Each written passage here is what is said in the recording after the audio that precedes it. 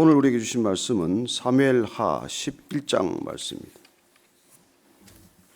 사무엘하 11장 1절로 오늘 27절까지 말씀. 양이 좀 많은데 같이 읽도록 하겠습니다. 시작. 그 해가 돌아와 왕들이 출전할 때가 되매 다윗이 요압과 그에게 있는 그의 부하들과 온 이스라엘 군대를 보내니 그들이 암몬 자손을 멸하고 랍바를 에워쌌고 다윗은 예루살렘에 그대로 있더라.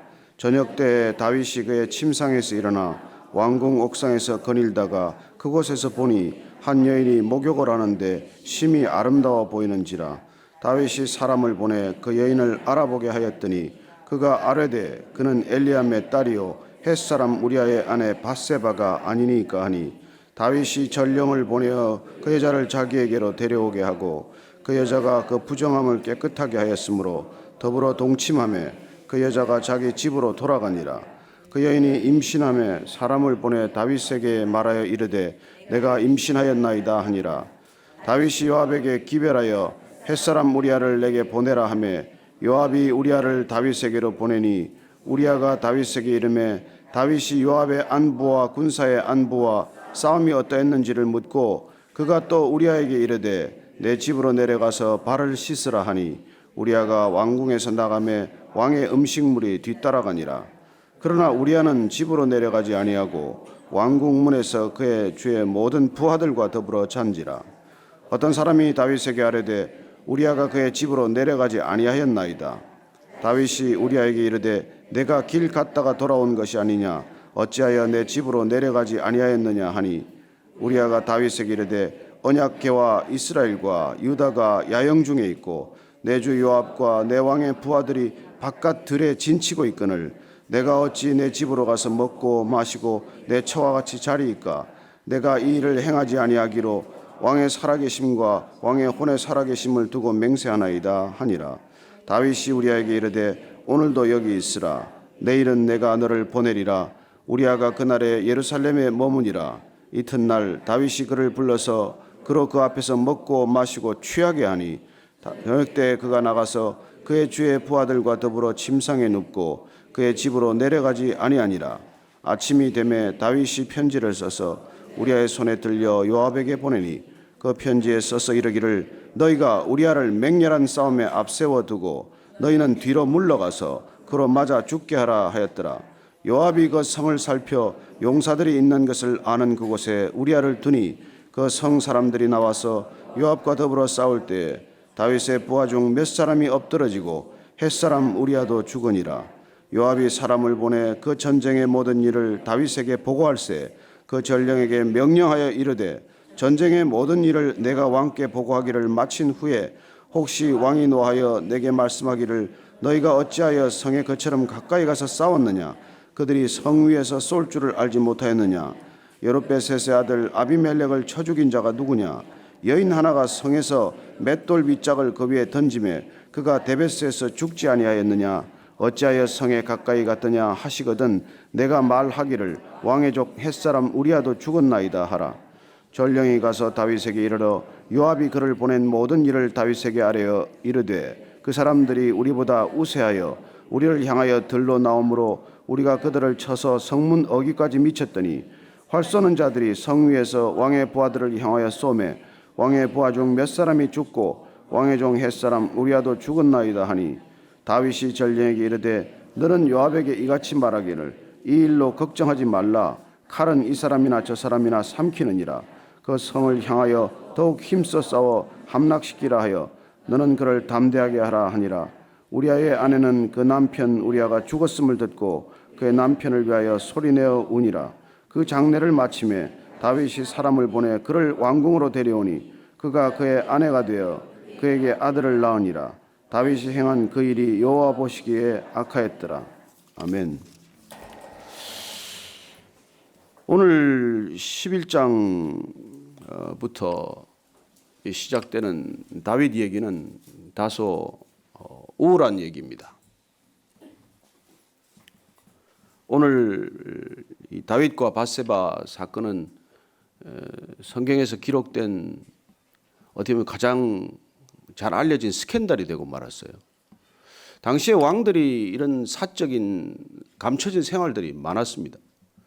뭐 그 후에도 보면은 인류의 역사를 통해서 권력을 쥔 자들이 이런 뭐 남의 아내를 가로채는 일이 뭐 중국의 역사나 또 한국의 역사나 보면은 다 감춰진 비사처럼 정사가 아니라 이 뒷얘기처럼 전해지는 일들이죠.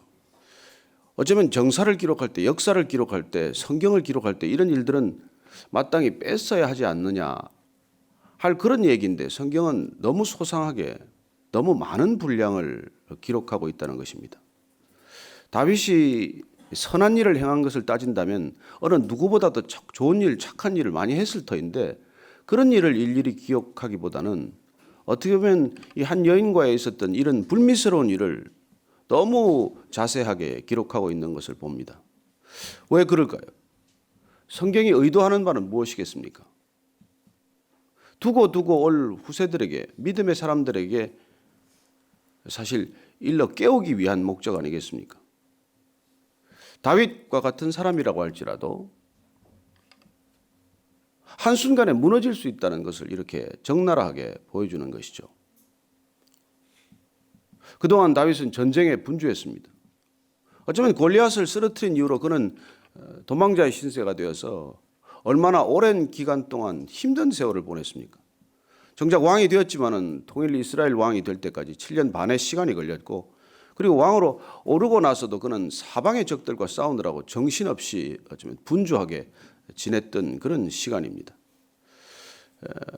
우리가 10장에 보면은 암몬 사람들과의 그런 악연이 시작이 되지만 그 암몬 사람들을 본인이 이 한온 왕에게 보냈던 사절들이 불미스러운 일을 겪고 수치를 겪었자 그 사람들이 수치를 회복할 때까지 기다린 뒤에 어쨌든 암몬을 정벌하는 전쟁을 시작했는데 오늘 보니까 11절 말씀 1장에 보면은 그 해가 돌아와서 왕들이 출전할 때가 되매 다윗이 요압과 그에게 있는 그의 부하들과 온 이스라엘 군대를 보냈다고 되어 있습니다.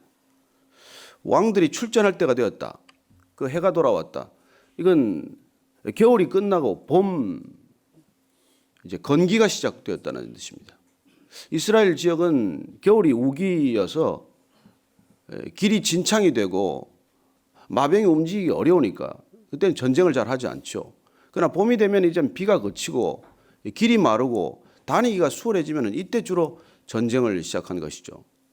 또 볼이나 밀을 수확을 해서 군사들이 움직이기에 넉넉한 군량미도 확보가 되고 하는 시절에서 대개 이때 전쟁이 시작되는 이제 계절이 돌아왔다는 것입니다. 그때 오늘 보니까 다윗이 그동안 그렇게 사방의 적들과 싸울 때 친히 모든 전쟁에 앞장섰던 그런 과거에 비하면은 오늘 이 암몬과의 전쟁에 무슨 일인지 다윗은 참전하지 않습니다. 요압과 다른 모든 부하들이 다 나갔습니다.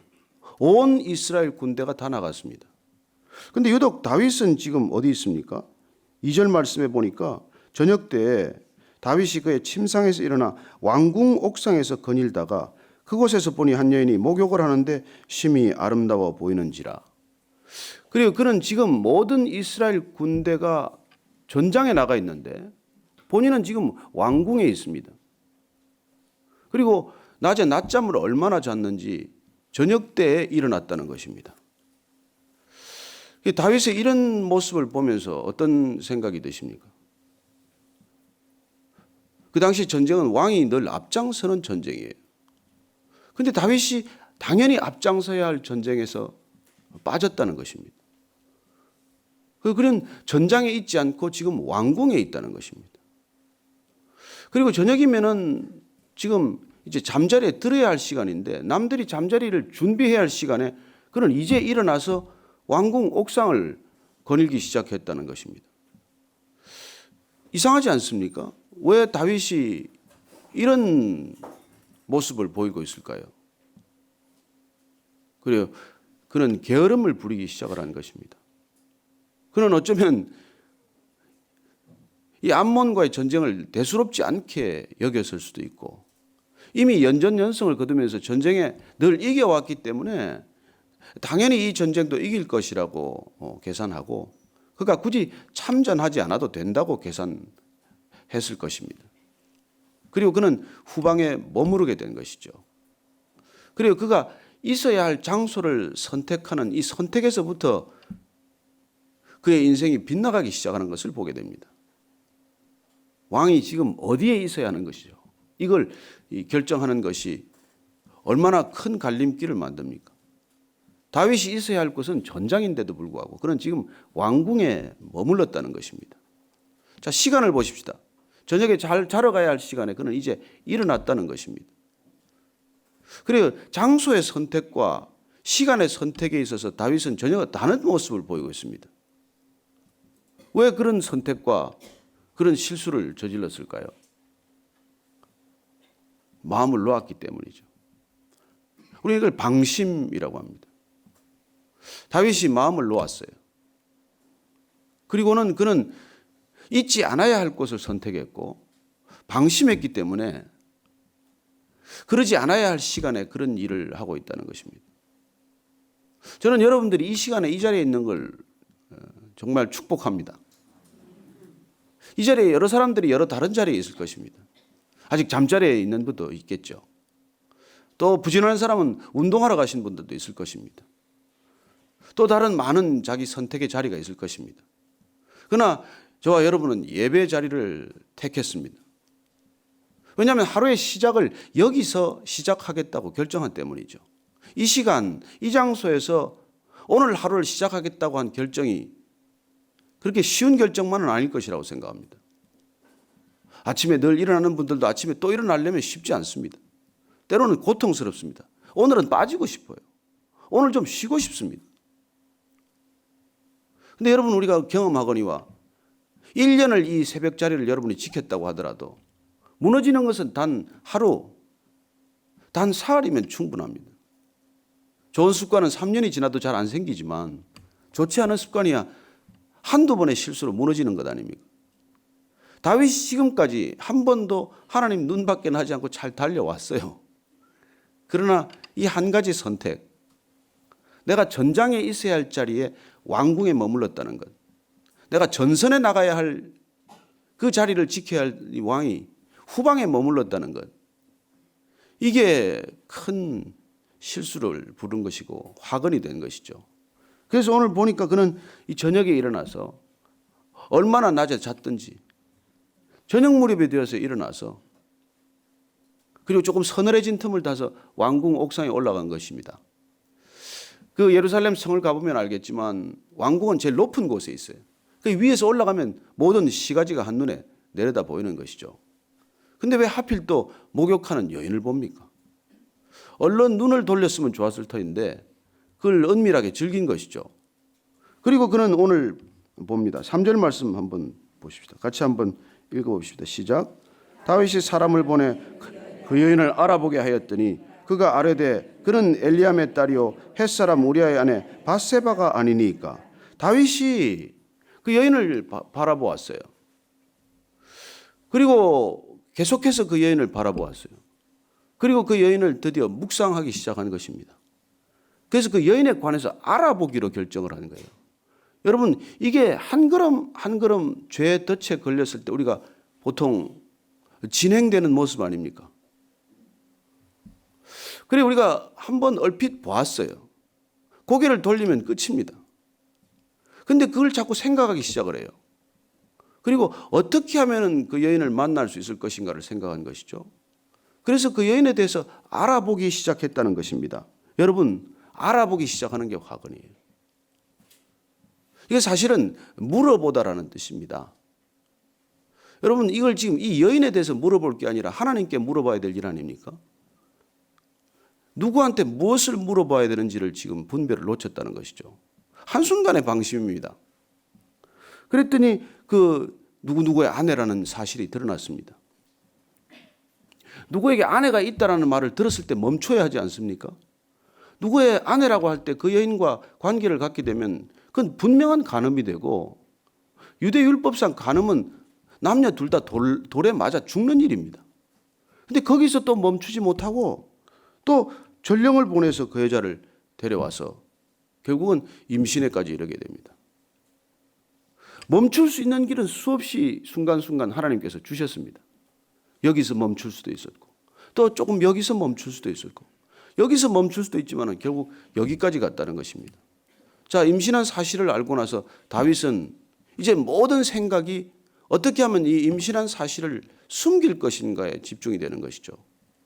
여러분, 죄란 한번 이렇게 걸려들면 모든 우리의 생각, 우리의 에너지, 우리의 모든 것들이 그 죄를 가리는 데 집중된다는 것입니다. 그래서 이후에 계속된 것처럼 결국은 이 밧세바의 남편 우리아를 죽음에 이르기까지 하는 것이죠. 그래 나중에 우리아의 아내는 우리아라는 이 남편은 얼마나 성실합니까? 와서 전선에 있는 사람을 불러서 하루 쉬라고 하는데 아내하고 동침을 해서 자기가 하고 사이에 애가 생겼다는 사실을 감추려고 그렇게 집요하게 노력을 하는데도 이 우리아의 태도를 한번 보십시오. 우리아가 11절 말씀 이렇게 말합니다. 같이 읽어볼까요? 시작. 우리아가 다윗에게 아뢰되 언약궤와 이스라엘과 유다가 야영 중에 있고 내 주 요압과 내 왕의 부하들이 바깥들에 진치고 있거늘 내가 어찌 내 집으로 가서 먹고 마시고 내 처와 같이 자리일까? 여러분, 이게 지금 여기까지 한번 보세요. 이게 우리아가 이렇게 대답할 때 이걸 어떻게 들어야 합니까? 이걸 하나님의 음성으로 들어야 하는 것입니다. 내 부하지만은 내 부하가 이런 태도를 보이면서 지금 하는 말은 하나님이 우리아를 통해서 너 지금 뭐 하는 짓이니? 너 지금 어디까지 지금 일을 하고 있니? 그렇죠. 너는 언약궤와 이스라엘과 유다가 야영 중에 있지 않니? 너만 지금 왕궁에 있을 때니 지금? 이스라엘과 유다가 야영 중에 있는데 너는 어쩌자고 지금 여기 있니? 모든 부하들이 바깥 들에 진치고 있고 근데 너는 어떤 내 집에서 그렇게 편히 마시고 내가 여자와 잠자리를 할 수 있느냐? 그리고 우리아의 목소리를 통해서 하나님께서는 지금 다윗에게 아주 준엄하게 경고하고 있는 것입니다. 이 음성을 놓친 것이죠. 그리고는 끝내 우리아를 또 술까지 마시게 해서 술에 취하면 어떻게 되려나 그랬는데도 실패하고 맙니다. 끝내 하나님께서 멈추고자 하지만 다윗은 안중에 하나님이 사라졌어요. 자, 발단은 어디입니까? 쭉 한번 다시 거슬러 올라가 봅시다. 마치 우리가 바둑판을 끝나고 나서 복귀하듯 이 다윗의 엄청난 범죄가 어디서부터 시작이 됐냐는 것이죠. 게으름입니다. 나태함입니다. 방종이에요. 시간이 남은 것입니다. 여러분, 사람이 시간 많이 남으면 좋은 생각합니까? 게으름을 피우면 좋은 생각할까요? 이 게으름이 불러온 화근입니다. 그리고 그 게으름은 아니한 생각에서 비롯된 것입니다. 이만하면 됐다는 거예요. 이만하면 내가 고생할 만큼 했다는 것입니다. 이만하면 내가 좀 쉬어도 된다는 거예요. 이제 나는 전선에 내가 안 나가도 된다는 것입니다. 여러분, 이 작은 화근이 사단이 덜미를 채가는데 발단이 되는 것입니다. 여러분들 조금 쉬고 싶지 않습니까? 그때 한번 돌이켜 생각해야 합니다. 내가 이만하면 됐다고 생각하는 때가 있지 않습니까? 내가 이만하면 쉴 만한 자격이 있다고 생각되지 않습니까? 그때 조심하라는 거예요. 하림의 김은국 사장 그분이 이제 돈을 많이 벌었어요. 참 어릴 때부터 양계 병아리를 갖다가 키워서 팔기 시작을 해서 평생 닭을 키워서 이렇게 파신 것이죠. 돈을 엄청 벌었어요. 그래서 그 케이블을 하나 샀습니다. 쇼핑 채널을. 그래서 이 쇼핑 채널을 샀는데 이게 이제 황금알을 낳듯 돈이 돼가지고 이걸 좀 팔아서 자금 사정도 좀 넉넉하게 좀 하고 나도 좀 쉬고 싶다는 생각을 한 거예요. 그래서 이제 그 당시에 이렇게 이렇게 계약을 하는데 제가 얼핏 듣기로는 한 7, 8천억 정도 되는 큰 돈을 받고 팔기로 일단 결심을 했는데 어느 날 저녁에 기도를 하는데 하나님께서 그렇게 묻더랍니다. 너 이제 쉬고 싶니? 내가 데려갈까? 너무 놀라서 이분이 모든 걸 다 계약을 파기하고 주님, 제가 열심히 살겠습니다. 주님한테 가는 날까지 내가 편히 살지 않기로 결심했다는 거예요. 제가 그 간증을 들으면서 그래, 우리 인생에 편하고자 하는 것, 이게 큰 죄악의 시작이구나.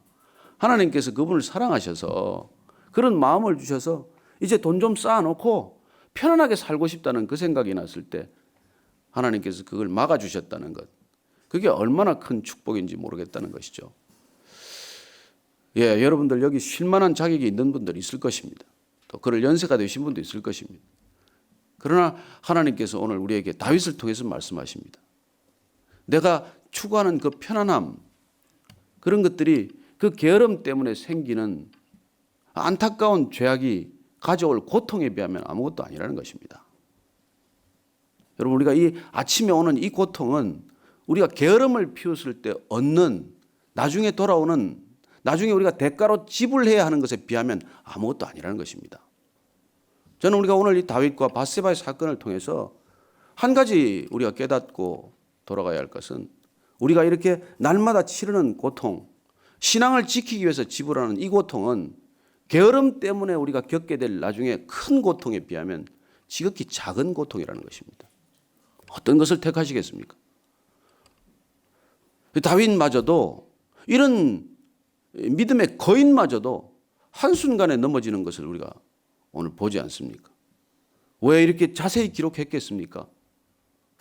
우리는 다윗만한 신앙도 돌이켜보면 그렇게 자신 있게 말할 수 없는데 얼마나 다윗보다 쉽게 넘어지겠습니까? 자, 다시 한번 정리하십시다. 저는 여러분들이 이 자리를 잘 택했다고 믿습니다. 또 한 가지, 다윗이 어떤 삶의 행동을 가지고 드러냈다고 하더라도 다윗이 일생 동안 한 행동이 다윗을 설명하는 것이 아니라 다윗의 마음속에 꿈틀거리는 욕망이 그를 설명하고 있다는 것입니다. 여러분, 우리가 행동하는 것은 가지고 남에게 어떤 평가를 받건 소용없는 일입니다. 지금 이 순간 내 안에서 어떤 욕망이 일어나고 있느냐 하는 것이죠. 다윗의 행동은 지금까지 그야말로 놀라운 믿음의 행적을 보였습니다. 그리고 그 믿음의 행적에 손상이 갈까 봐 두려워서 모든 범죄를 완전 범죄에 가깝도록 지금 추진한 것입니다. 요압 한 사람에게 전령을 보내서 우리 아가 그렇게 죽게 하라, 전장에서 자연스럽게 죽게 하라. 얼마나 교활한 모살입니까? 그리고 그가 지금까지 어떤 행동을 해왔건 그것이 우리를 설명하는 것이 아니라 우리 마음속에 꿈틀거리는 욕망, 그 욕망을 어쩌지 못하는 우리의 탐욕, 그리고 욕망이 일으키는 우리의 생각들, 그 생각들이 우리를 설명하고 있다는 것입니다. 그래서 저는, 또 저와 여러분은 우리가 지금까지 무슨 삶을 살았건, 우리가 어떤 남보기에 그럴듯한 행동을 했건 이게 우리를 설명해 주지 않는다는 것을 이 아침에 다시 한번 기억하기를 원합니다. 지금 내가 무슨 생각을 하고 있습니까? 지금 내가 어떤 생각을 하고 있습니까? 지금 내가 무슨 욕망 속에 붙들려 있습니까? 이게 지금 나를 설명한다는 것이죠.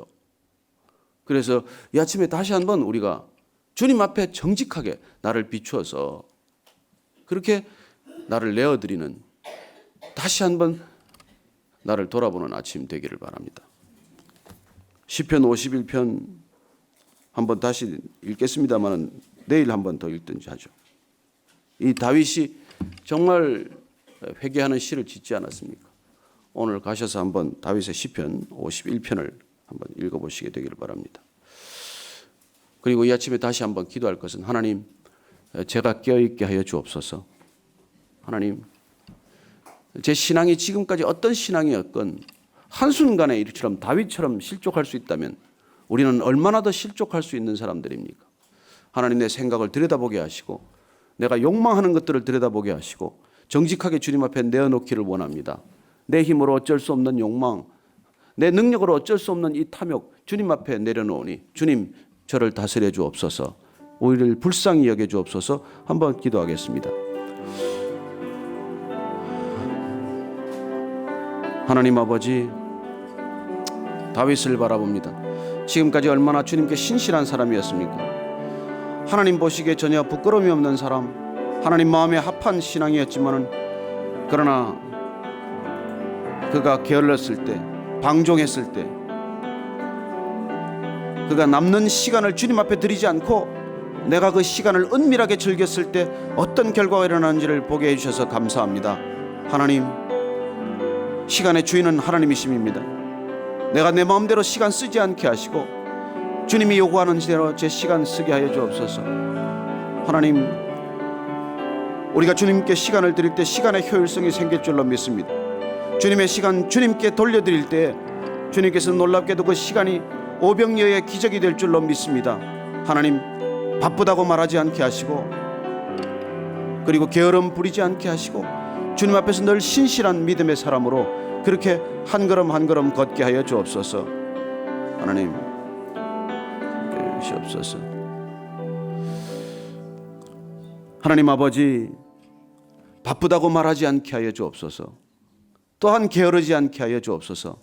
남는 시간 어쩌지 못하게 그렇게 시간 허비하지 않게 하시고 모든 시간 주인 되신 주님께 우리의 시간 되돌려 드리게 하여 주옵소서.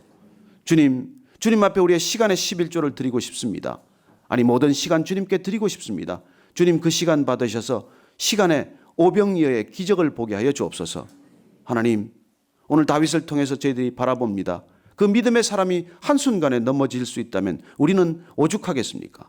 하나님, 붙들어 주시고 오늘도 저희들 불쌍히 여겨 주옵소서. 오늘 하루 믿음으로 걸어갈 수 있도록 주님, 이 아침에 우리를 새롭게 하여 주옵시고 오늘 하루 주님과 함께 동행하는 기쁨 잃지 않게 하여 주옵소서.